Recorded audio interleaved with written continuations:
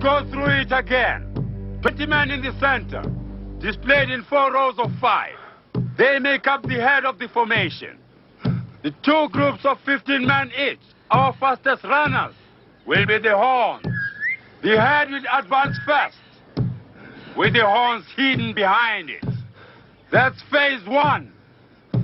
Then when I give the word, the horns will sweep out on both sides. That's phase 2.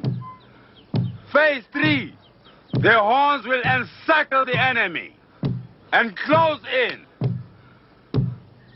Is that clear? Then let's try it. Shaka! Shaka! Grisha!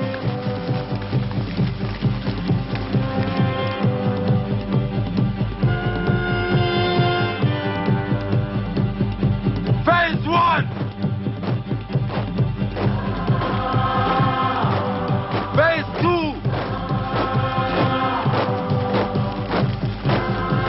Phase 3.